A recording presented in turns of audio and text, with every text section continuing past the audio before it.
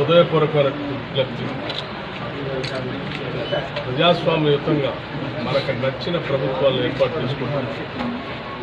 భారత రాజ్యాంగం కల్పించినటువంటి ఓటు హక్కుని స్పష్టంగా వినియోగించుకోవాల్సిందిగా నేను అందరికీ విజ్ఞప్తి చేస్తాను. ఓటు అనేది చాలా విలువైనది. దేశ సంపద వనరులు దోపిడీ గురి కాకుండా ప్రజలకే చెందేటట్టు దేశానికి ఉండేటట్టు మనకు కావాల్సిన ప్రభుత్వాన్ని మనం ఎన్నుకోవడానికి భారత రాజ్యాంగం కల్పించినటువంటి అద్భుతమైనటువంటి అవకాశం.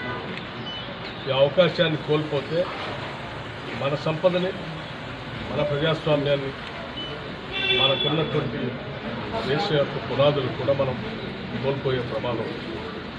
అందుకోసమే ప్రతి పౌరుడు కూడా తన ఓటు హక్కును వినియోగించుకొని ఈ దేశ ప్రజాస్వామ్యాన్ని, భారత రాజ్యాంగాన్ని, మన ఆస్తుల్ని, మన సంస్థల్ని, మన వ్యవస్థల్ని, మన వనరుల్ని కాపాడుకోవటం కోసం మనకు కావాల్సిన ప్రభుత్వాన్ని ఎన్నుకోవాల్సిందిగా వారందరికీ నేను హృదయపూర్వకంగా విజ్ఞప్తి చేస్తాను. లౌకికవాదం మన జీవన విధానం.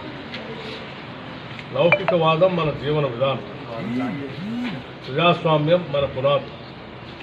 భారతదేశం ప్రపంచ దేశాల్లో ఇవాళ గొప్పగా కీర్తించబడుతుందనంటే ప్రపంచ దేశాల్లో ఉన్నటువంటి అతిపెద్ద ప్రజాస్వామ్య దేశం కాబట్టే ఇది గుర్తించబడుతున్నాం.